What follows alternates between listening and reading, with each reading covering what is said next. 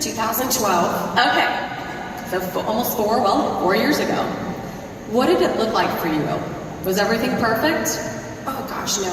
I mean, when I first got started, I saw the opportunity. I saw what I can make $600 and that would be really neat. But I had no clue what I was doing.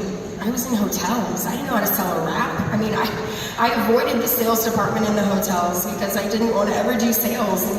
So I had no clue what I was doing. So that, and me being a green, that didn't sit well with me because I need to know, what am I doing? And you can't do that in this business. So you just got to run with it. So I love that you said you're a green. And all of you that know that personality color is something they have to know everything about, everything before they got started. But you didn't do that. So you overcame that very quickly. Yes, I did. Do you want to talk about that? Okay. So what I realized was, even though I didn't know what I was doing, I saw your store. You had just promoted to ambassador in October that year, and I saw Chrissy DeJesus. I saw what they were doing, and I realized that they were normal. And if they could do it, then I could do it. They were staying home with their kids. I could stay home with my kids. So when I got that knowledge, I got this fire inside me, and all I wanted to do was go tell everyone. So I didn't need all of the information at that point. I didn't need it. I just wanted to go tell everybody that they could stay home with their kids too. So it was kind of that ignorance on fire. I just ran out and wanted to tell the world. Now you talked about something that I loved, about how you overcame very quickly, about for every yes that you got, set you up for what? Yeah, for every no that I got, for every no that I got, I knew that there was a yes coming, and that yes would get me another yes in the future. So I went out and I was determined to get 5 more no's because I knew I was going to get a yes. And that yes, when you get that yes, that emotion, when you find somebody that needs this business like you did, that feeling, you're on top of the world, it pushes you through the next 5 no's to get to your next yes, because you know that you're helping people do the same thing that you're doing. I love that, because we are going to get no's. Yes. And we're going to get a lot more no's than we do yeses. But we don't need all yeses, guys. We just need a very few yeses to get another few yeses, to then get another few. So thank you, Kim. All right, Chad, you were a brand new distributor one time, right? And you had struggles. And I know one amazing thing about you and Jeree is that you were on board from the very, very beginning, and you were on board together.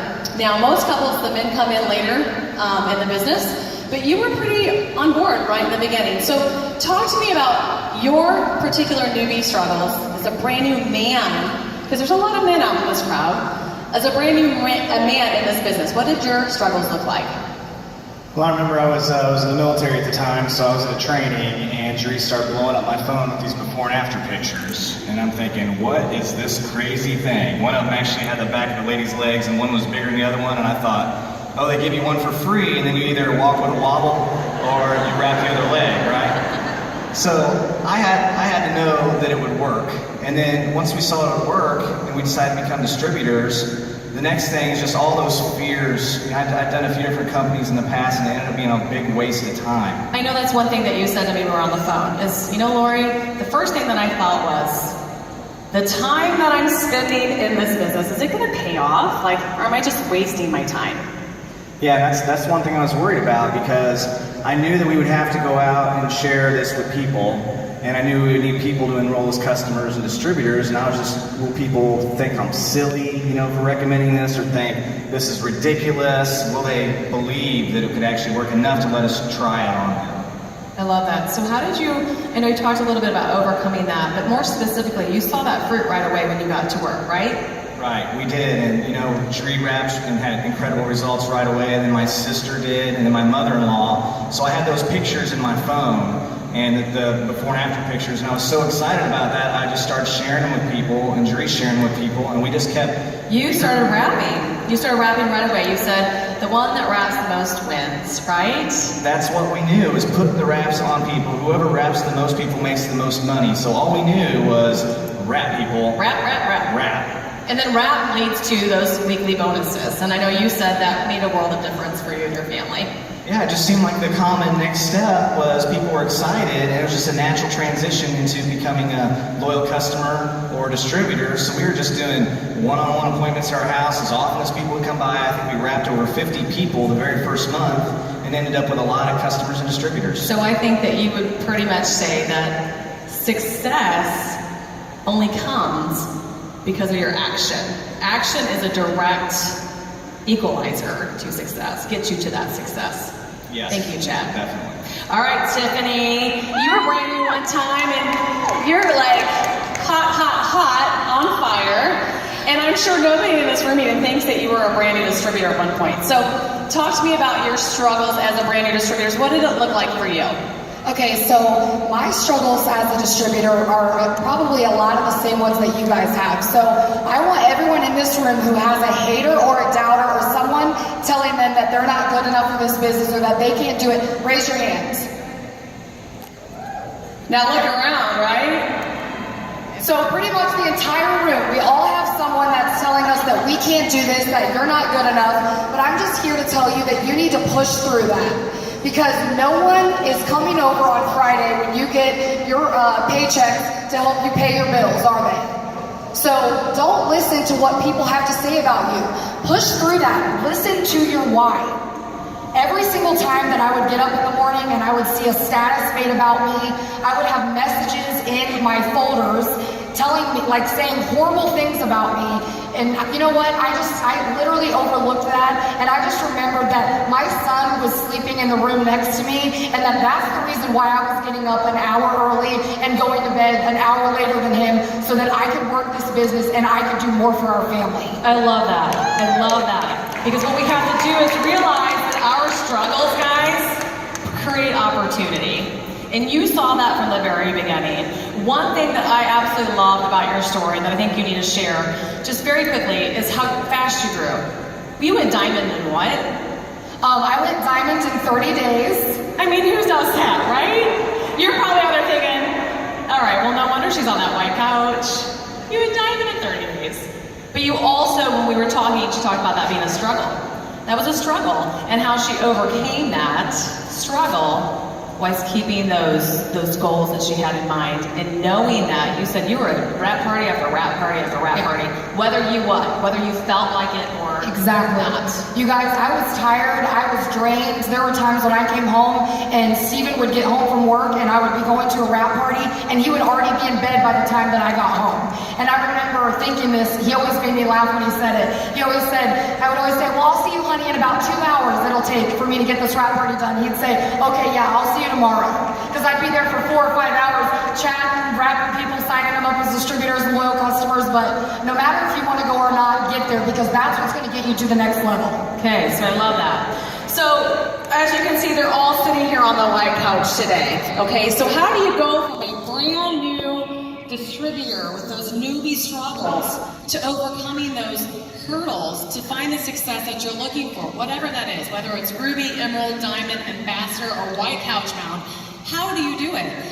And that's what we want to talk to you about, because we want you to leave today ready to get to work, ready to really go on a mission and change your life. Not only change your life, but change all those lives that are in your life and ones that you don't even realize that are going to come into your life.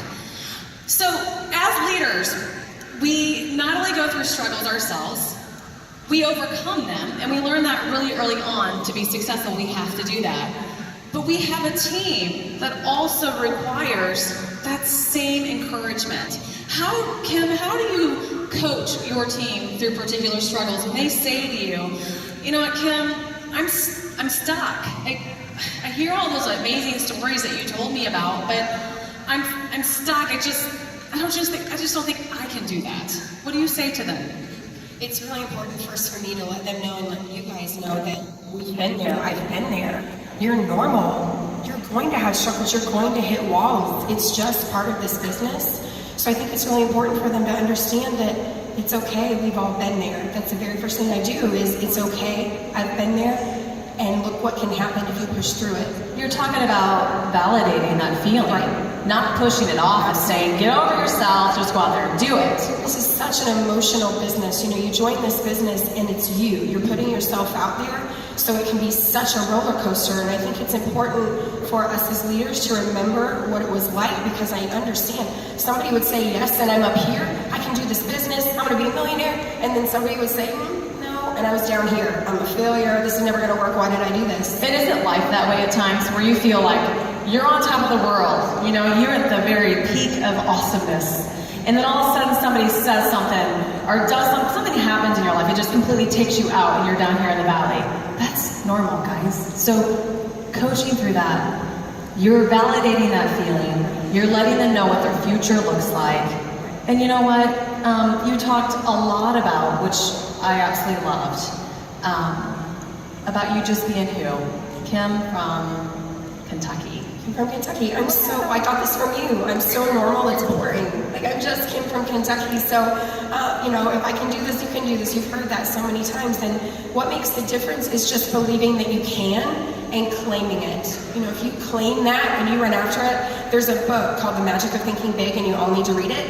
And in that book, it says, you know, when you claim this and you believe that big things are going to happen, your actions follow that. So, you know, 2 years ago, Tiffany Cunningham, my president, reminded me of this. 2 years ago, I told her, I said, Tiffany, I'm going to go make $1 million and I'm going to bring you with me. And that's exactly what has happened. You have to claim it. You have to put it out there and then run after it with everything you have. Believe it, or nobody else is going to believe you. Gosh, I love that. I love it. You are not just Kim from Kentucky.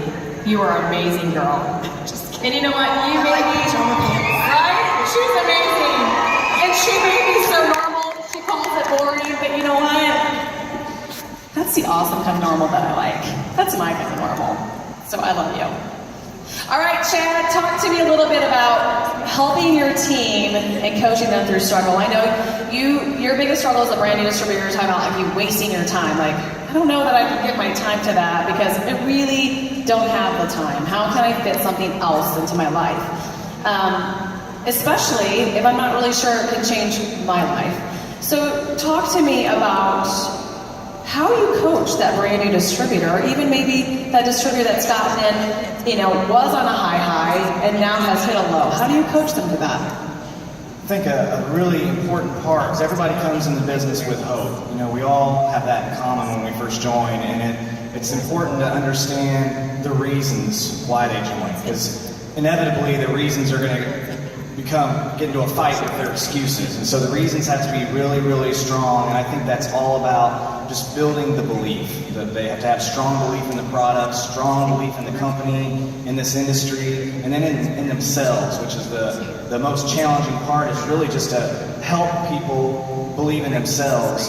And one way I look at it, and I think that all you guys up here would agree with me, is that if all of you got a letter in the mail and it said your loved one, you know, your child or your spouse or a parent has been taken, and the only way that you'll ever see them again is if you promote to Double Diamond in the next 90 days, you know, I think all of us we'd put our monthly check up there to just know that you would have no problem accomplishing that, because you would get up early every morning and you would stay up late every night because your reason would be so strong to succeed. And the only difference between anybody that's had a lot of success in this company, anybody that hasn't, is time and activity, and that activity was driven by those strong, strong reasons. I love that letter analogy. I absolutely love it because it's so true. People that say they don't have the money for things, people that say they don't have the time for things, it's just an excuse.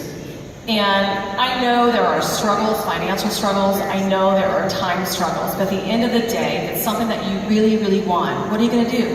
You're going to go grab it, right? Right, Chad? One thing that I love that you said too is about becoming what?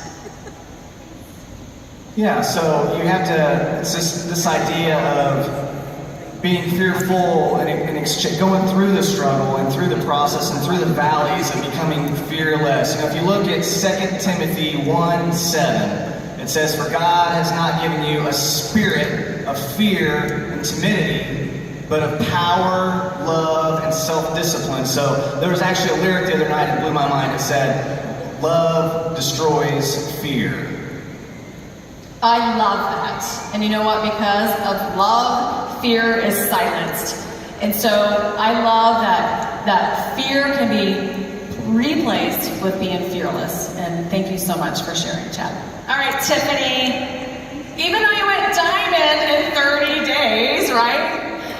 you were still new, and you had those struggles that you talked about, those haters. And you know what? You are coaching every day because you have a large team that's just exploding. How do you coach your team through struggles that say, you know what, Tiffany, like that's all great for you, but oh my gosh, you know what? I'm looking here, all this amazing things that you've done. I don't fit that mold. I'm not like you. Your life must have just been super, super easy, and I just don't think I can do that. I think that I just want to let every single person in here know if you came here as a distributor, you are a leader, okay? Not any rank makes you a leader. You become a leader every single day by the actions and the things that you do.